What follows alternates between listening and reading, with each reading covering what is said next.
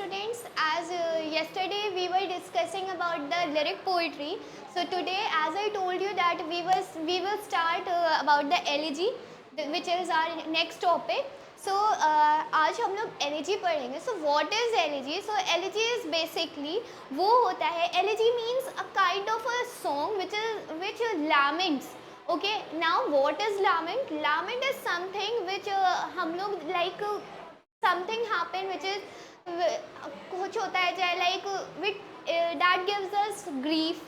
Okay हम लोग sad हो जाते हैं, हम लोग if we loss someone who is actually very beloved us, okay उसका डेथ हो जाता है या वो कहीं चला जाता है जो एक्चुअली कंसिडरेट कि लाइक उसका डेथ हो जाता है, देन वी फील लाइक कि व्हाट इज़ हैपनिंग. हम लोग काफ़ी ज़्यादा ग्रीफ वाली सिचुएशन में चले जाते हैं, हम लोग लैमेंट करते हैं on the death of that person, right.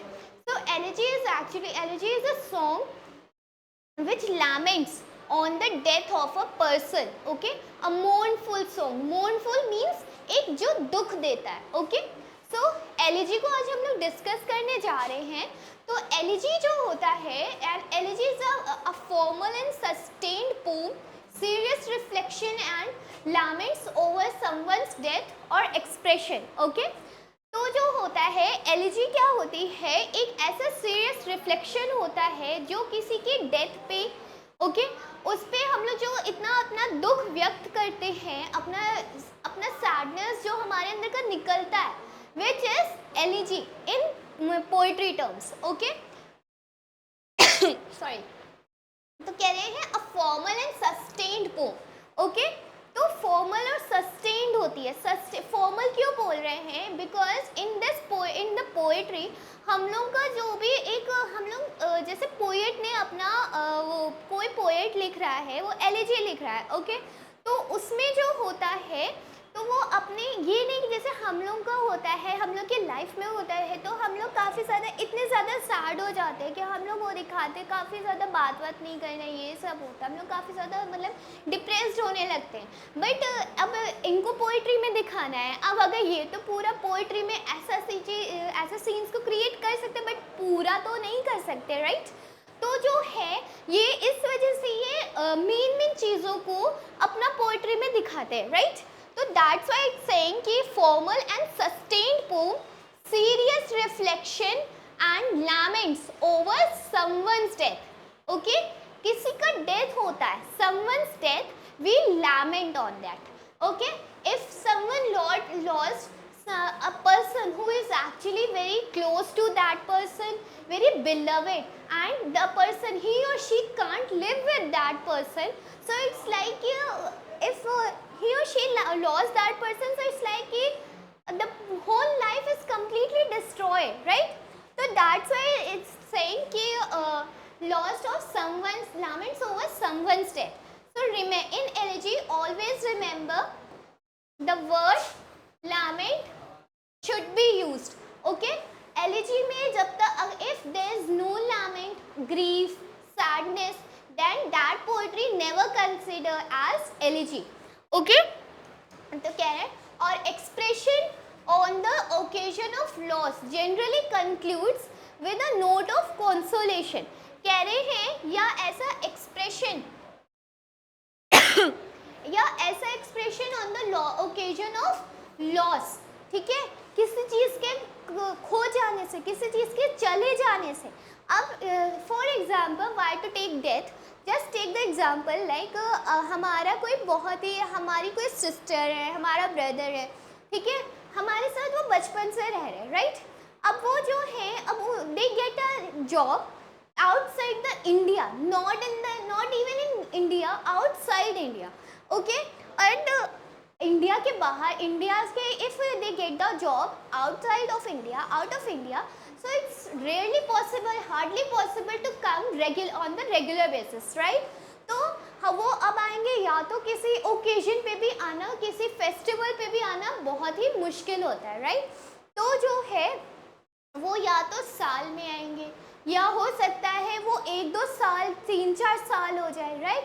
अब जो पर्सन आप उस पर्सन के बगैर जब आप बचपन से साथ में रह रहे हो, सडनली आपको फर्स्ट टाइम आपसे वो पर्सन दूर जा रहा है, वो भी ये नहीं कि आप केवल आप लखनऊ में, वो दिल्ली जा रहा है या गोरखपुर जा रहा है, no, he or she is going out of India, so it's hardly possible to come on a regular basis, right?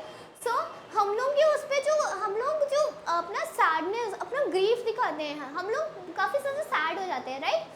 तो वो उस पे हम लोग कहते हैं कि हम लोग काफ़ी अंदर का हम लोग दुखी होने लगते हैं. दैट थिंग इज डिफरेंट कि after some time we accept कि okay it's life, people go, they have there, the person also have their life, have their jobs, have their career, so he or she also have to go outside, okay? But for that time being, when the person actually go departure, so it's like please don't go यार, मत जाओ मत जाओ मत जाओ, right? तो ये होता है ओकेजन ऑफ लॉस. अब ये तो हमारा नॉर्मल हुआ, लेकिन इस कंडीशन में वी नोज कि हम लोग ऐसे नहीं, तो at least we can connect that person on call, right? But when we loss the person who actually died, we cannot contact him, connect him or her on call, right? So it's actually we lament, okay? तो ये बोल रहे हैं and concludes with the note of consolation. Consolation, what the meaning of consolation? Consolation is basically आप जो सांत्वना देते हो. In Hindi we call consolation as सांत्वना, okay? तो consolation जो होता है, जो हमारा lament का end होता है, तो वो किससे end होता है? A note of consolation. एक consolation के note पे end होगा, okay? Consolation के note पे. A funeral song sung on the death of nearest and dearest one. Okay, nearest and dearest ones means कोई हमारा बहुत करीबी होगा, right? हमारे कोई ऐसा person, हमारे father, mother, brother, sister, anyone, whether it's grandfather, grandparents, okay, whether it's our maternal uncle, maternal father या paternal uncle, okay, so कोई भी हो जिसके हम लोग बहुत करीब हैं. अब अगर उस पर्सन का चले जाना हम लोग कितना ज़्यादा हिट करता है, राइट? कितना अब कुछ भी चीज़ें ऐसी होती हैं which is actually related to that person, so हम लोग को वो ट्रिगर कर जाती हैं, राइट? तो जो है एलिजी जो होता है, it's a kind of funeral song. What is funeral song and when funeral song is used to sung? Funeral song कब गाया जाता है? It's on the death of the person. जब आपने देखा होगा इन क्रिश्चियनिटी, हम लोग उनका एक रिचुअल होता है कि आपका बॉडी को बरी करने से पहले, आपका वो करने से पहले वो फ्यूनरल सॉन्ग, एक फ्यूनरल सेरेमनी होती है, राइट? तो हमारे यहाँ अलग हो, हमारे यहाँ भी थोड़ी सी चीज़ें सेम है, बट थोड़ा सा रिचुअल्स में डिफरेंस है, ओके? तो कह रहे हैं एक फ्यूनरल सॉन्ग होता है जो किसी की डेथ पे गाया जाता है, और वो कौन होता है? जो हमारे बहुत ही करीब होते हैं, ठीक है? हम उसके उस पे डेथ पे लामेंट करते हैं, okay? Its purpose to express feelings such as grief, sorrow, its pain, not pay, sorry, it's, कह रहे हैं इसका क्या पर्पस होता है? एक अपने मतलब किसी भी फीलिंग्स को, एक्सप्रेशन को एक्सप्रेस करना, किस वजह से? क्यों? क्योंकि जो हमारा नियरेस्ट डियरेस्ट पर्सन को हमने उसको खोया है, वी लॉस दैट पर्सन, सो उसको एक ट्रिब्यूट देने के लिए, उसको एक रिस्पेक्ट, एक ट्रिब्यूट, एक श्रद्धांजलि देने के लिए एक एलिजी जो होती है उसका मेन पर्पस ये होता है कि जो एक्सप्रेस फीलिंग्स, अपनी फीलिंग्स को एक्सप्रेस किया जाता है एलिजी में, like grief, sorrow, pain, okay, sadness आपका आता है, and pay tribute to the dead, okay? तो एलिजी जो होती है, या तो वो आपका, सॉरी, एलिजी जो होती है या तो the poem lament on someone's death, okay, okay, sorry, या it pay the tribute to the person who is actually very closest, nearest and dearest of the poet, okay? Now it's clear? कह रहे हैं elegy can be about anything that belongs to the past, like an era, an idea or a relationship. कह रहे हैं elegy कुछ भी हो सकता है, whether it's related to past, whether it's related to era, whether it's related to an idea or a relationship. It's not important कि वो एक केवल एक प्रेजेंट टाइम में, no, it can be past. हमारे कुछ पास्ट की ऐसी मेमोरीज हो सकती हैं which gives us which actually triggers us, and after recalling while recalling that memories and after recalling that memories we feel very sad. हम लोग लैमेंट करते हैं. Sometimes we start crying after recalling और while seeing something, right. तो कह रहे हैं energy can be about anything, कुछ भी हो सकती है that belongs to the past. या तो वो हो सकता है वो आपके पास्ट से बिलोंग कर रही हो. इट्स नेवर इम्पॉर्टेंट कि वो एनर्जी केवल आपके प्रेजेंट लाइफ से कनेक्ट हो. No, it can be belongs to the past. Like आपका एक एरा निकल हो सकता है, कोई ऐसा आइडिया, ठीक है. Suppose if I have lost someone, ठीक है, एंड किसी ने उसका एक आइडिया उस दैट में उस पर्सन से रिलेटेड बोल दिया, ठीक है. उस टाइम पे तो मैंने उनको वो कर दिया, मैंने अप्रूवल दिया, मैंने अपना व्यूज़ दिए कि उस आइडिया से रिलेटेड. बट क्योंकि I don't want to show them that yes I am sad, I am in grief, right.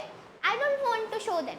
But जब हमारा discussion, when the discussion is over and I am in the position where no one is around me, so I feel like that idea maybe might be trigger me, and maybe I am in that position that I feel like sadness, I lament on that idea, I'm missing that person, right.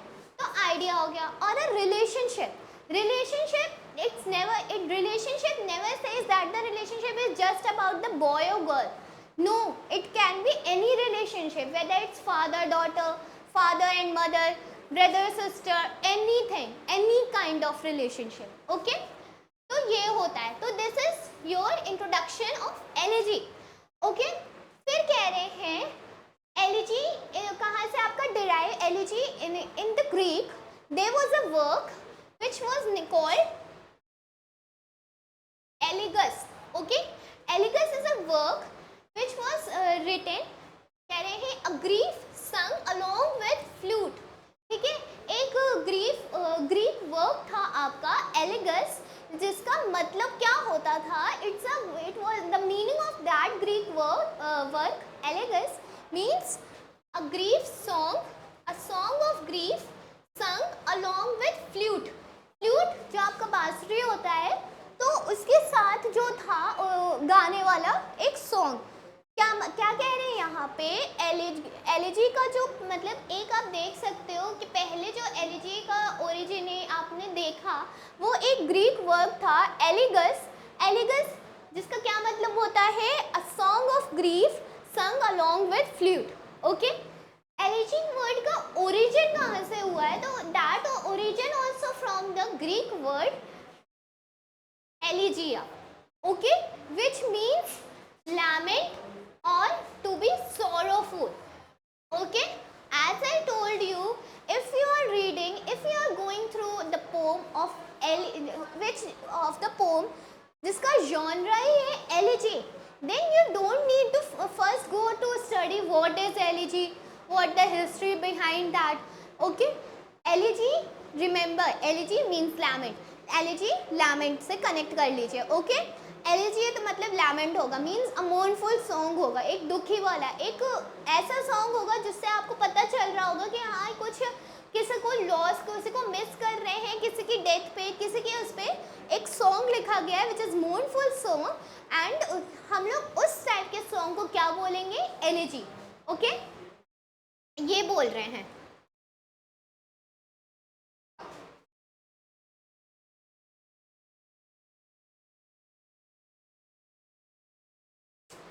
Just a minute.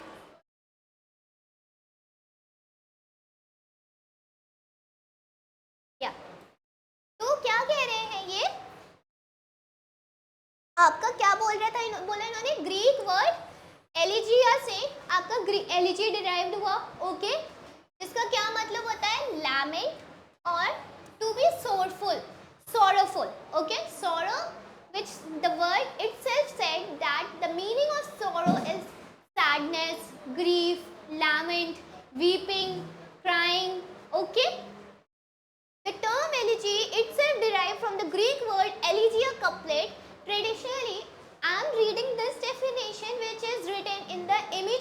Terms, a glossary of literary terms, okay.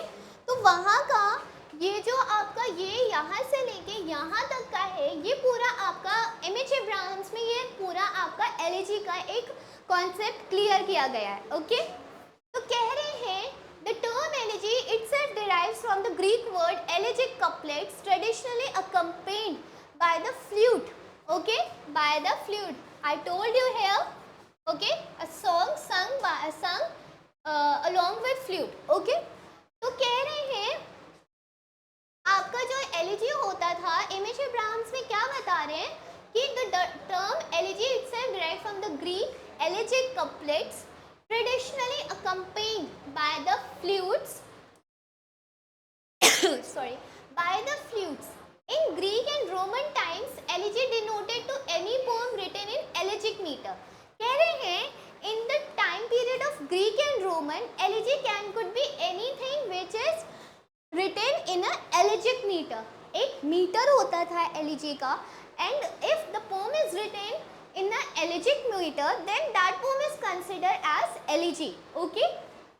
अब elegiac meter क्या होता है आपका hexameter and pentameter lines. Hexameter means एक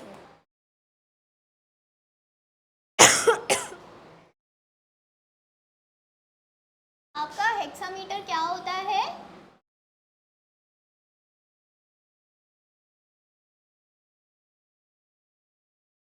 hexa means 6 lines, okay.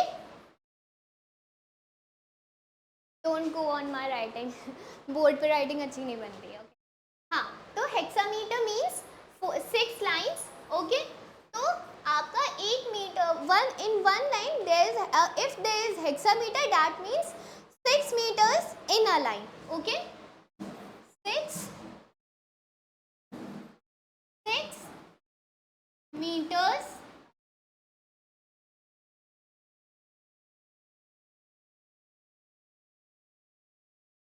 meters in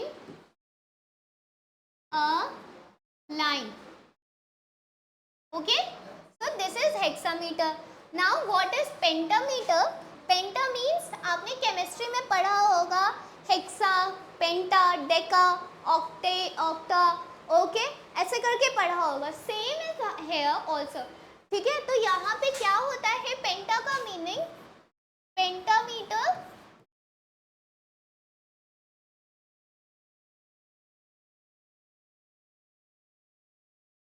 pentameter means 5 meters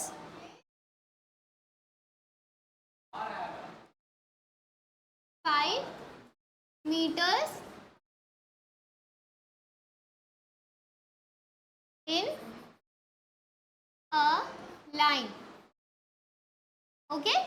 तो कह रहे हैं हेक्सामीटर आपका 6 लाइन्स, 5 मीटर्स आपका pentameter 5 meters in a line, okay, in a line, okay।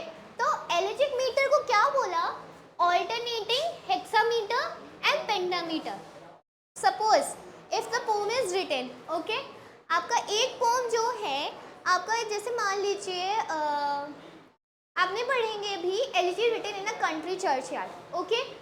तो आप देखेंगे कि उसमें एक लाइन होगी और कह रहे ना ऑल्टरनेटिंग मीन्स एक देन दूसरी, एक अगर if one is hexameter then second one is pentameter, if pentameter hexameter, pentameter hexameter, okay. So this was elegiac metre, okay. तो कह रहे थे कि in Greek and Roman times elegy denoted any poem written in elegiac meter alternating hexameter and pentameter lines, ठीक है। तो उसको बोल रहे थे the term was also used however to refer to the subject matter of change and laws frequently expressed in elegiac verse।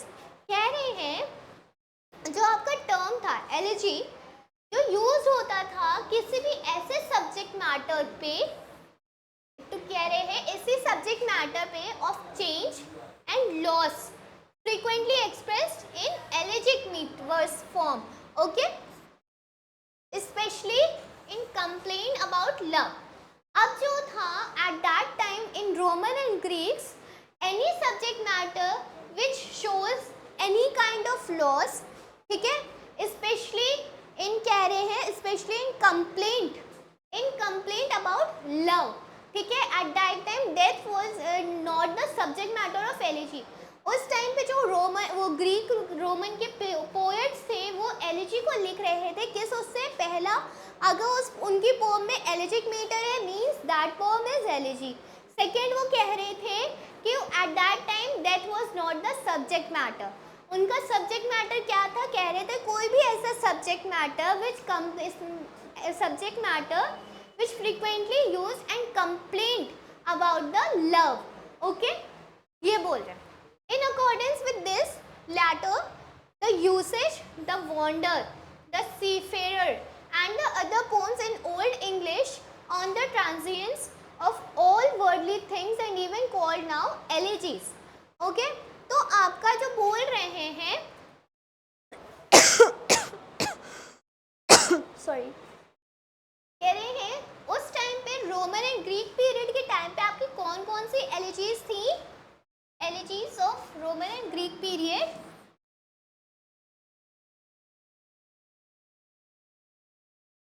Wait a minute.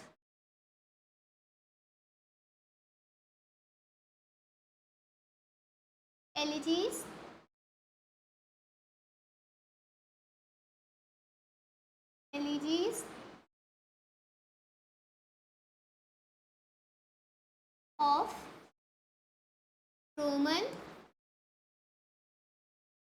लिखा है ना यहाँ पे क्या Greek and Roman period times, Greek Roman and Greek times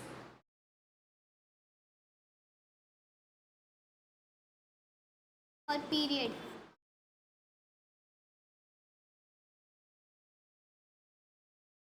कौन कौन सी थी आपका, the wanderer, the seafarer,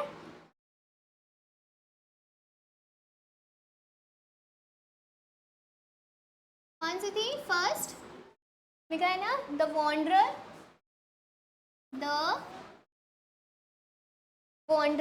okay, wanderer, I am writing in the next line, okay. कौन सी थी आपकी first, the wanderer,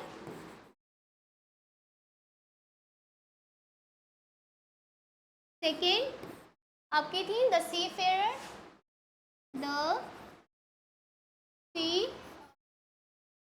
okay,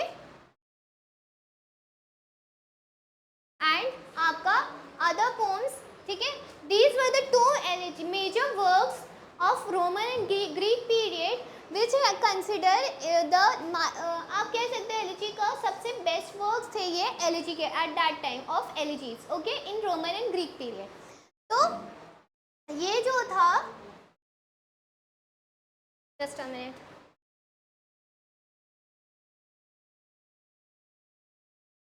yeah, so you have cleared your concept about penta and hexameter. Penta is 5 lines in a meter, 5 lines, okay, 5 meters in a line, 5 meters in a line, and hexa is 6 meters in a line, okay. ये आपका था. फिर जो था John Donne's elegy written in the late 16th century and early 17th century are love poems, although they relate to the sense of elegy as lament, in that many of them emphasizes mutability and loss.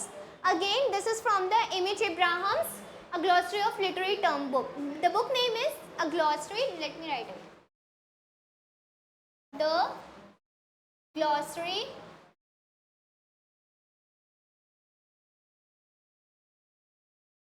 of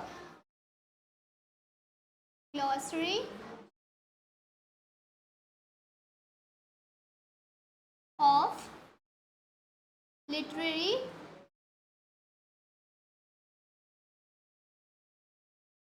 poems by किसकी है? Image M.H. Abrams. Okay. So in Image Abrahams, it was written that this note again taken from the Image Abrahams. Okay. कह रहे हैं John Donne का जो elegies थी, अब John Donne का आपने पढ़े होंगे वर्क्स, तो उनकी जो एलिजीज थी, उनके जो वर्क्स थे वो that works also consider some works also consider elegies written in the late 16th and early 17th century. Okay, John Donne के early 17th century are love poems. Again, see, as in the last slide, it was written that in Roman and Greek period, any subject matter which complained about the love consider elegy. Here also is saying that John Donne's poem, which is about the love, also consider elegies. Why? कह रहे हैं because the sense of elegy as lament, because he lament. I forgot the name of that poem, in which he was going outside and he says to his wife, he said to his wife that we are not departing from each other, we are just like the soul of one. आपने compass देखा होगा, right? So compass कैसा होता है आपका? एक ऐसा होता है कंपास, उसके एक ये पोल होता है आपका, एक इधर वाला होता है. ओके, तो उनका we are the soul, we are the compass के दो वो होते हैं. हम लोग कहीं भी घूम के जाएंगे, आएंगे एक ही सेंटर पे. सी सपोज दिस इज, मैंने बोले सपोज कंपास ऐसा होता है आपका, ठीक है, जो भी है. हाँ, तो कह रहे हैं कंपास ऐसा होता है आपका, right? Don't go on my art, it's actually very poor.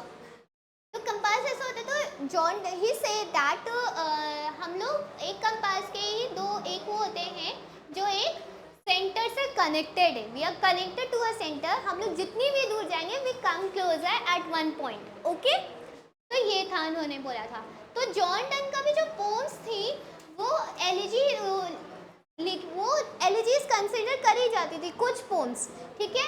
And that poem never talked about the death. His poem talks about the love. Okay, ये बोल रहे थे. आ गया. Elegies lament that many of them emphasizes mutability and loss. In the 17th century, the term elegy began to be limited. अब जो था 17th century में Roman and Greek period में आपका एलिजी का यूजेस हो रहे थे, एलिजीज लिखी जा रही थी. फिर 16th एंड 17th सेंचुरी में भी थोड़ा सा एलिजी का यूज वो लोगों ने लिखा, बट उसके बाद एलिजी की जो कंपोजिशन थी वो डाउन होती चली गई. उनका एक जो आ रहा था वो कम हो गया, एलिजी लिखना लिमिटेड हो गया था, राइट? कह रहे हैं लिमिटेड और its most common present uses a formal and sustainable. अभी as I told you in the very first slide, a formal and sustained lament in words for the death of a particular person, usually ending in a consolation. फिर जो था आगे जाके 16th and 17th century में Roman and Greek period में elegy का subject matter remember कभी भी डेथ नहीं होता था. But 16th and 17th century के बाद से जो एलिजी लिखने लगे लोग, पोएट्स लिखने लगे, कंपोज करने लगे, उन्होंने एलिजी को एक नया वो कहा. उन्होंने कहा जो भी वो डेथ से रिलेटेड पोम लिख रहे थे, he called that elegy. Okay, तो यहाँ पे देखिए क्लियरली मेंशन है, जस्ट अ मिनट.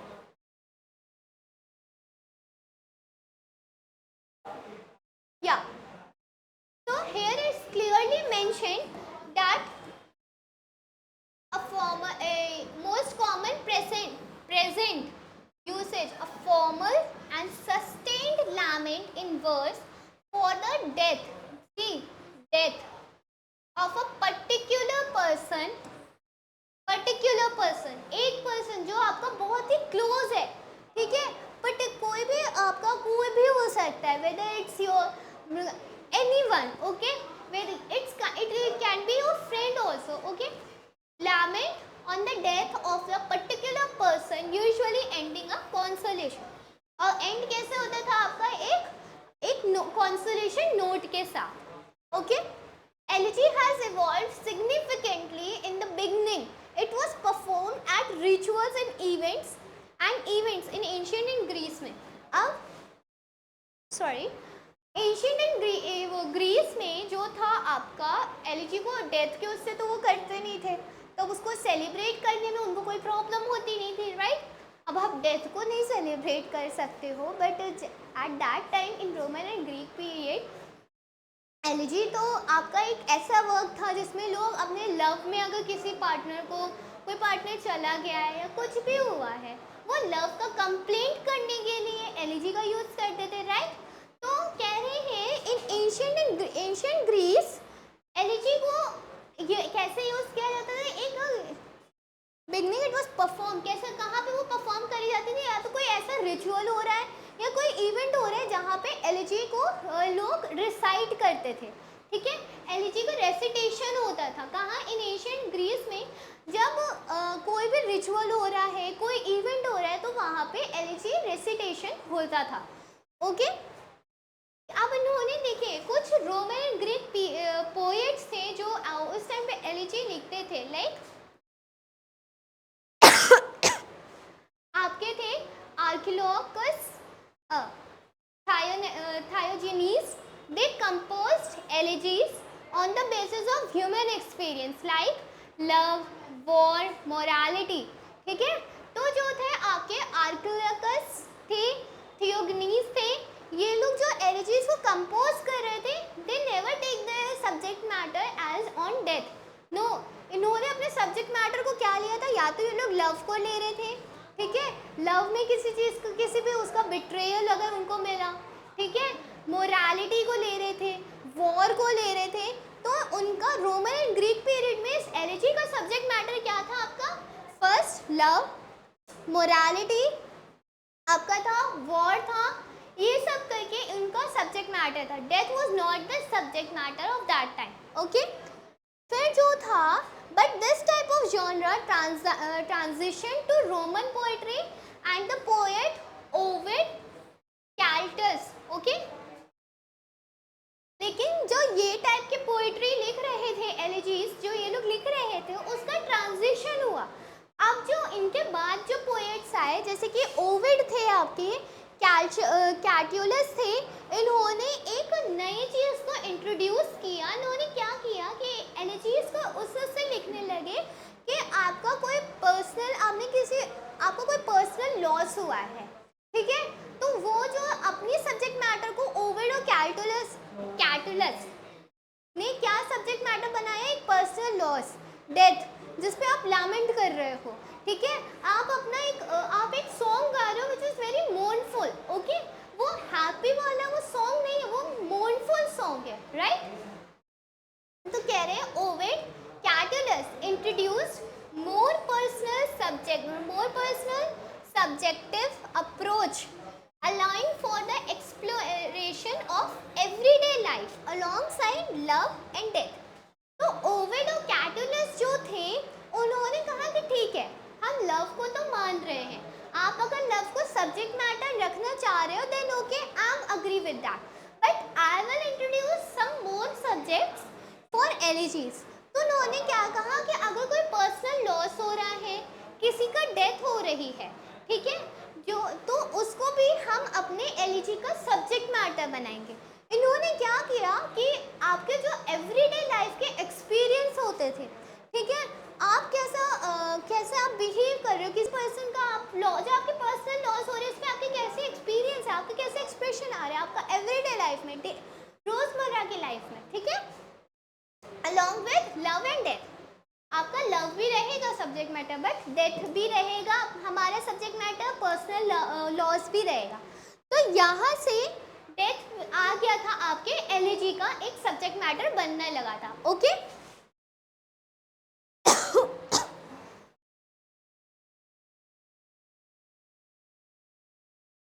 या फिर जो था, in the 16th century the elegy was no longer identified by its metrical form. Instead it refers to as a genre of poems rooted in reflection on loss. अब जो था पहले जो था रोमन एंड ग्रीक पीरियड में एक एलिजिक metre इन्होंने बना रखा था कि या उसका एक ऑल्टरनेटिंग पेंटा और हेक्सामीटर होगा। मींस एक लाइन आपकी पेंटामीटर में है, एक आपका पेंटामीटर का लाइन, दूसरा आपका हेक्सामीटर का लाइन। तो ये जो हो रहा था ये उस टाइम पे हो रहा था। लेकिन जो था 16th और 17th सेंचुरी में elegy was no longer identified. Elegy को एक मेट्रिकल फॉर्म के उसमें आइडेंटिफाई नहीं कर रहे थे, रिकॉग्नाइज ही नहीं कर रहे थे। कैसे रिकॉग्नाइज कर रहे थे? एक पर्टिकुलर जॉनरा के थ्रू। जॉनरा जैसे अभी हम लोगों ने पढ़ा पोएट्री में ही सब जॉनराज होते हैं। आपका लिरिक पोएट्री आता है, आपका सोनेट आता है, आपका बैलेड आता है, ओड आता है, हाइकू पोएट्री आती है जो विच इज़ जापानीज पोएट्री। तो एक जॉनरा होता है, ठीक है। Lyric poetry is also a genre, sonnet is also a genre. तो जो था इन्होंने बोला कि ये बोल रहे हैं कि 16th सेंचुरी के बाद आपका एलिजी जो थी वो elegy was not identified, not recognized as a metrical form, it was recognized as a particular genre. Okay, कैसे? No longer identified by its metrical form, instead it referred to as a genre of poems rooted in reflection on loss. अब कैसी pome? उस pome को ऐसा genre जो किसी person के personal या एनी पब्लिक लॉस, कोई भी ऐसा लॉस है उसको जो दिखा रहा है, उस पोम को ये लोग क्या कह रहे थे? ये लोग ने एलिजी कहना शुरू कर दिया था, ठीक है। जो 16th सेंचुरी के बाद के पोएट्स थे उन्होंने कहा कि एलिजी को हम एक मेट्रिकल फॉर्म के रूप में नहीं, मेट्रिकल फॉर्म में नहीं एक्सेप्ट करेंगे, हम लोग इसको एक पर्टिकुलर जॉनरा, एक ऐसा डिस्टिंक्टिव जॉनरा के रूप में एक्सेप्ट करेंगे। ओके, ये था जो क्या दिखाएगा आपका एक रिफ्लेक्शन ऑफ लॉस होगा, ठीक है। Renaissance poets compose pastoral elegies. अब what is pastoral elegy? Pastoral elegy वो एलिजीज होती हैं जो आपके कंट्री साइड की लाइफ में जो लॉसेस होते हैं उनको शो करती हैं। Okay, any elegy which shows the loss of a country side and they create the figure shepherd, ठीक है। And in elegy shepherd is the main, आप कह सकते हो is a kind of a protagonist who actually narrate the story, ठीक है। और वो उसके थ्रू कुछ आपको लेसन्स भी देता था, शेफर्ड। ओके, तो कह रहे हैं renaissance poets compose pastoral elegies. Pastoral elegies को कौन कंपोज कर रहा था? जो हमारे रेनेसांस पोएट्स थे। ओके, अब कह रहे पेस्टोरल एलिजी क्या होता है? Where rural life became the setting for a range of personal and political issue. Rural life और कंट्री साइड लाइफ सेम होता है। ओके, तो कह रहे थे कि pastoral elegy is the elegy where your rural life, okay, जो आपका जो सेटिंग बनता था वो क्या बनता था? या तो आपका कंट्री साइड बनेगा, ठीक है, और कंट्री साइड में आपका या तो पर्सनल लॉस शो होगा या आपका पब्लिक, ठीक है। देखिए लिखा है ना पर्सनल एंड पॉलिटिकल इश्यूज को, उसको वो पेस्टोरल एलिजीज में शो कर रहे थे। Okay, in pastoral elegy the speaker often symbolically replaces the person he or she is mourning with the images from the natural world, ठीक है। कह रहे हैं pastoral elegy में the speaker is often symbolically replaces the person he or she is mourning with the images from a natural world। तो जो pastoral elegies में जो आपका पर्सन होता था तो क्या होता था? सी सपोज कोई पर्सन मेरे ऊपर पेस्टोरल एलिजी, अगर वो पेस्टोरल एलिजी लिख रहा है, ठीक है, and I am the figure जिसको वो प्रॉपरली शो नहीं करना चाहते, वो मेरे को नहीं क्लियरली दिखाना चाहते, तो एक वो ऐसा सिंबॉलिक इमेज क्रिएट करेंगे और उस सिंबॉलिक इमेज के थ्रू आप वो एलिजी को पढ़ोगे। ओके, तो ये बोल रहे हैं। तो कह रहे थे the speaker often symbolically replace the person he or she is mourning, जो बहुत जैसे I'm mourning on the loss of anything, any person, okay, तो the poet never show me exactly, okay, directly, no, वो मेरे को replace कर देगा, symbolically replace करेगा, okay, from the natural word से, ठीक है। और कैसे शो करेगा, नेचुरल वर्ड के साथ शो करेगा, ओके, क्लियर।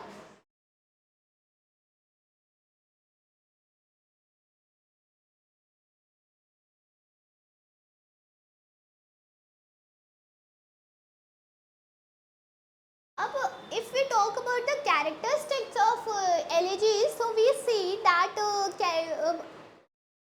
हम लोगों ने लिरिक पोइट्री में पढ़ा था, और हाँ, लिरिक पोइट्री हम लोगों ने देखा था कि लिरिक पोइट्री का कैरेक्टरिस्टिक, तो आपका फर्स्ट मेजर कैरेक्टरिस्टिक क्या होता था, first person perspective. I have told you yesterday कि पर्सपेक्टिव आपके 3 टाइप्स के होते हैं, first, second and third, right. तो जो था एलिजी में जो होती है वो आपका फर्स्ट पर्सन पर्सपेक्टिव ही होती है, ठीक है। आप अगर लैमेंट कर रहे हो किसी के उस पर, ठीक है, तो जो है आप, मेरा दर्द जो भी है आप नहीं समझ पाओगे, राइट। हाँ, दैट थिंग इज डिफरेंट कि पोएट्स, एलिजीज जब डिवाइड हो रही थी तो वो जो पोएट्स थे उन्होंने दूसरे उसमें लिखना शुरू किया, बट जो था एलिजीज लिखी जाती थी वो हमेशा फर्स्ट पर्सन पर्सपेक्टिव से ही लिखी जाती थी, क्योंकि आपका दर्द मैं नहीं समझ सकती हूँ, बट उसको उतने अच्छे से ही उस पर अगर हम कुछ कंपोज करें वो शायद हम उतने प्रॉपरली नहीं कर पाएंगे जितना आप खुद कर सकते हो, राइट। तो elegy first person perspective first characteristic हो गई। सेकेंड, रिफ्लेक्शन, व्हाट रिफ्लेक्शन, ठीक है, एंड व्हाट, हाँ, विच रिफ्लेक्शन, ओके। तो आपका रिफ्लेक्शन जो होता था वो रिफ्लेक्शन आपका होता था कि आपका एक पर्सनल जो लॉस हो रहा है, ठीक है, उस लॉस का वो रिफ्लेक्ट करते थे अपनी एलिजी में। किसी भी पर्सन का लॉस हो रहा है, सब आप, John Milton has written Lycidas, okay, and he written that poem on the death of his friend Edward King, okay। सो जो है उसमें उन्होंने एडवर्ड किंग का जो उन्होंने लॉस दिखाया उनका, जो क्योंकि he was actually very dearest friend of John Milton, right. तो जो है उन्होंने उस लॉस को अपनी एलिजी में शो किया। तो रिफ्लेक्शन का यहाँ पे मतलब हुआ कि जो आपके अंदर का, पोएट के अंदर का जो पेन है, ग्रीफ है, जो पोएट लैमेंट कर रहा है किसी की डेथ पे, वो उसको हम लोग एक कैरेक्टरिस्टिक बोलते हैं, is a reflection of your pain, your sorrow, your lament, okay। So that's why reflection is also considered one of the characteristic of elegy, okay। Thematic development, modern elegies generally follow a specific narrative and then they start with the writer expressing grief or sadness, then move on to praising the dead and finally arrive to a consolatory conclusion about the inevitability of human impermanence। ये क्यों बोल रहे हैं, जब आप वो पढ़ोगे इन memory of W.B. Yeats by W.H. Auden,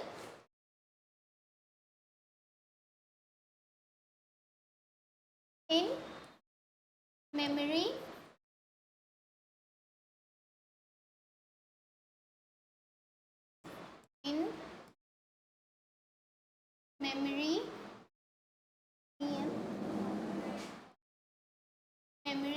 of W.B. Yeats, okay.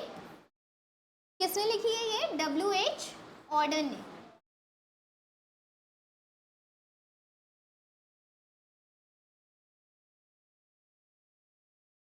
by W.H. Auden। तो जो है इस पोम में W.H. Auden ने विलियम बटलर येट्स के डेथ को थोड़ा सा तो पहले स्टार्टिंग में ही describe the setting of that poem, okay.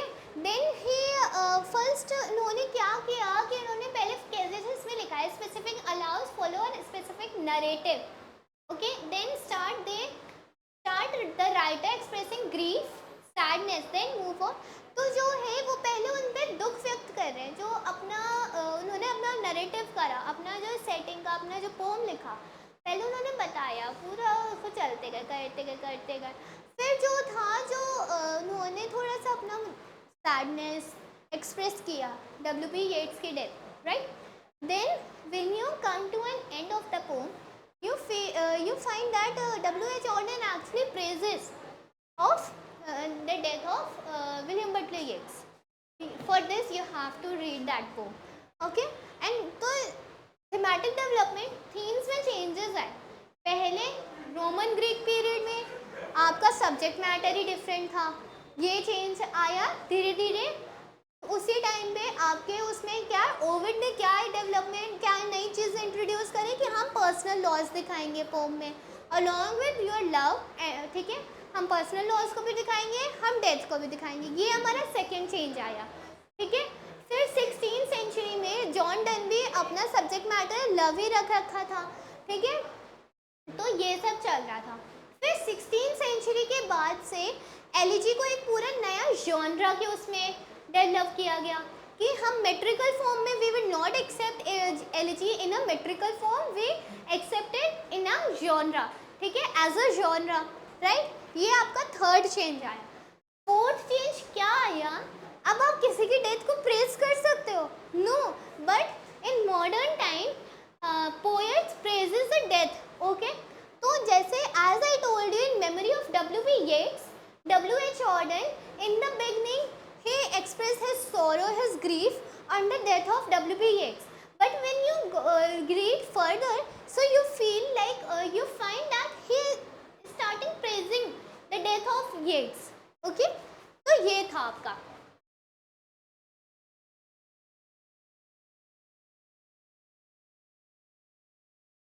Next अब हम लोग बात करते हैं how many types of elegies.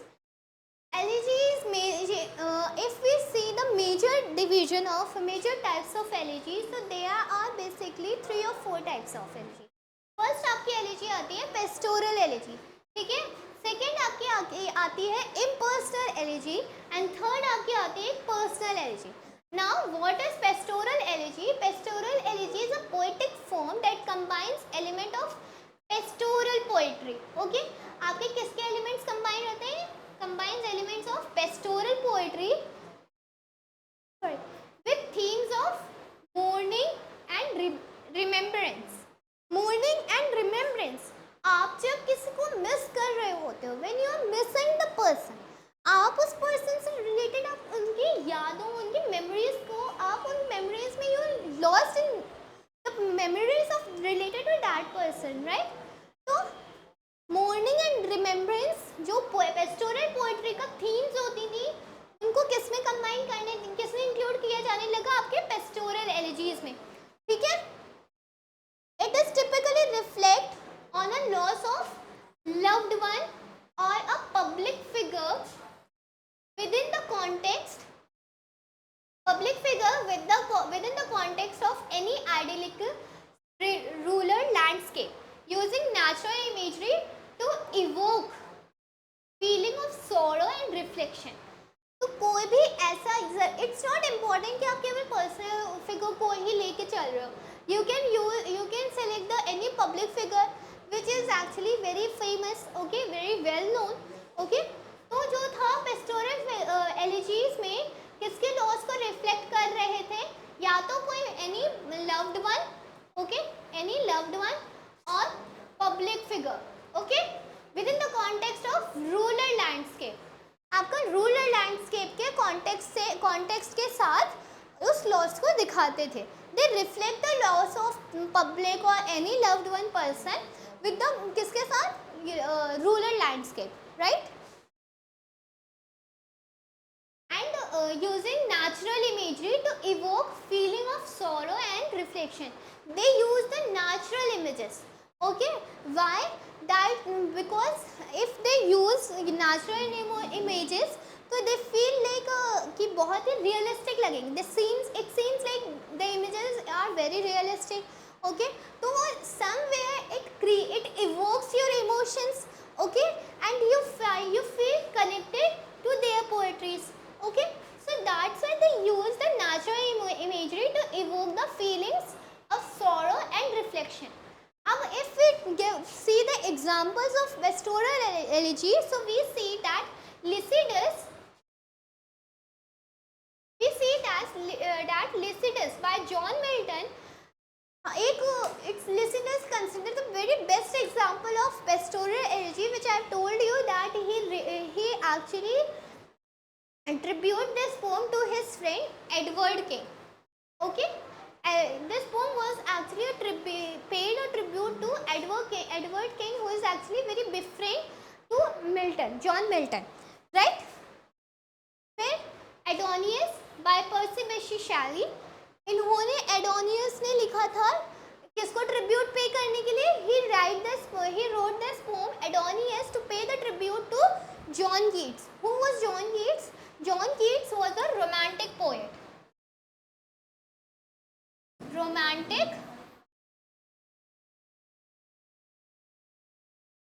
बन गया, romantic poet. Okay, romantic poets में भी ही कंसिडर या तो एडोनियस बाय पर्सी बेशी शैली, written by Percy Bysshe Shelley, and he paid a tribute to John Keats. Then elegy written in a country churchyard. This poem is written by Thomas Gray, and it is a very important example.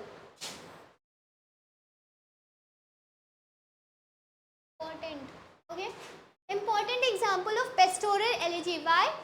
Thomas Gray used a very beautiful and very you can when you read that poem na, you feel like very realistic, and the way he used the shepherd, he created the image of shepherd, the natural images. Okay, so elegy written in a country churchyard considered the very best example, very important example of pastoral elegy.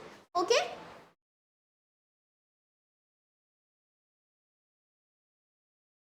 yeah. Then impersonal elegy mourns out for an individual, mourns not for an individual but for a broader loss. Remember, impersonal elegy आपका individual से connect नहीं होती है. Impersonal, what the meaning of impersonal means the poem is not very personal.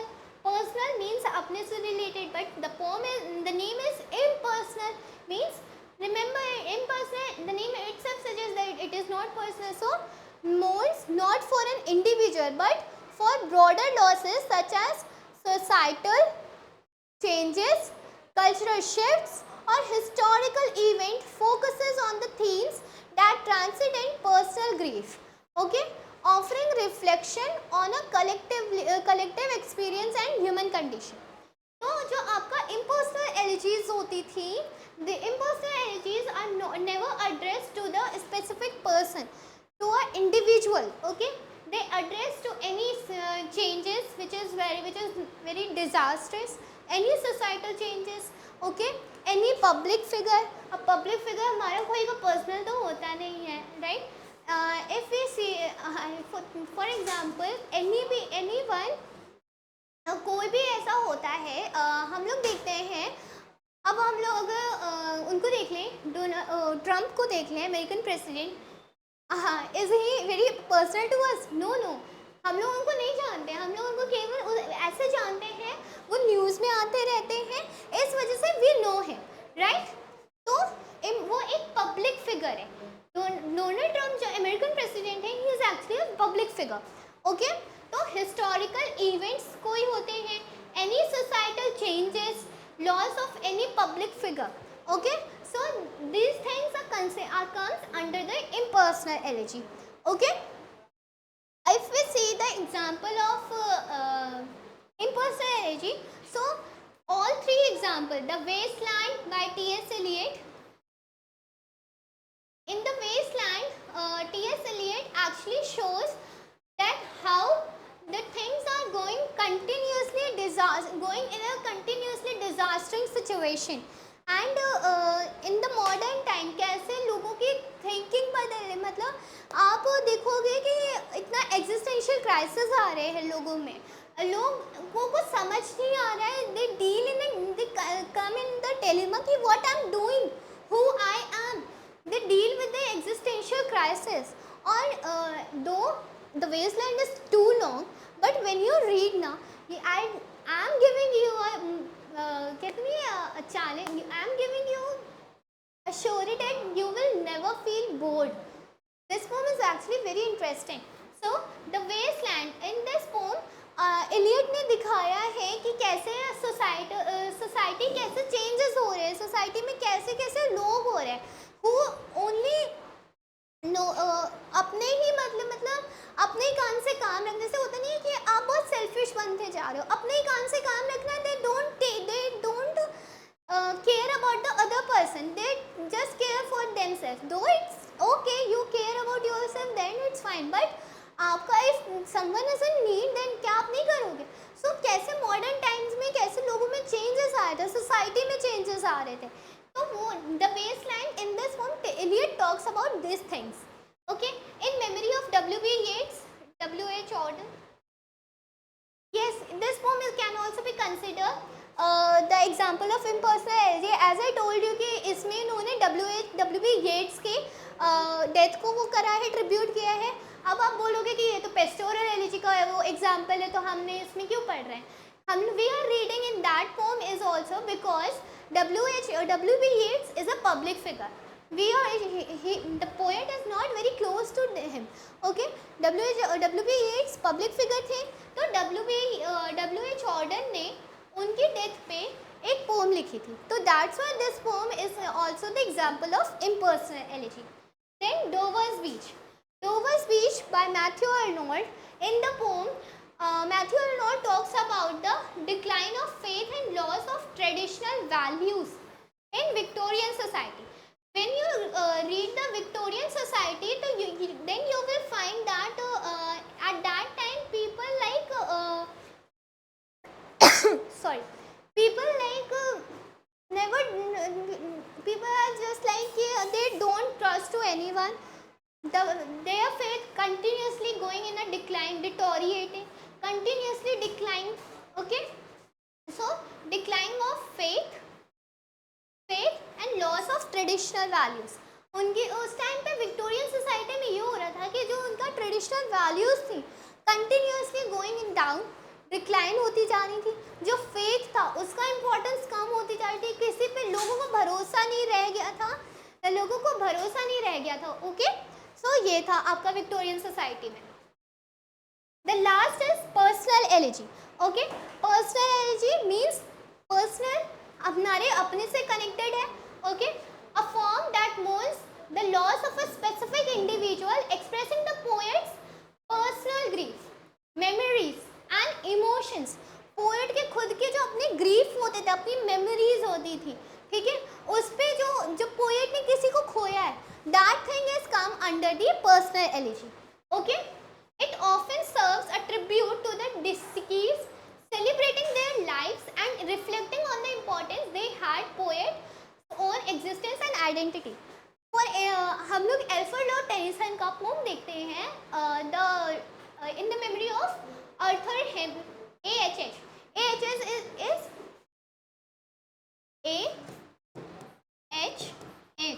is Arthur Henry Helen. Okay, so he was Tennyson's very close friend.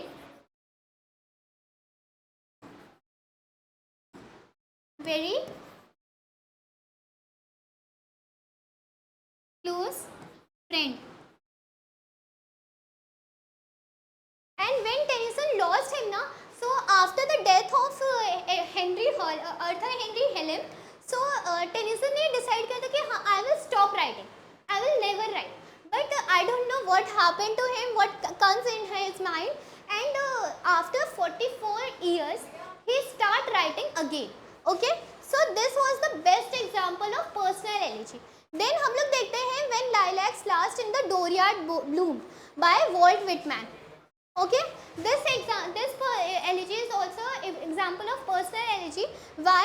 Because in this poem, Walt Whitman paid a tribute to American President Abraham Lincoln. Okay, तो उन्होंने Abraham Lincoln के death पे ही ये pome लिखी. उनको एक तरह का he paid a tribute to Abraham Lincoln. Okay, so this was all about the elegy. I hope everything is clear to you. If there is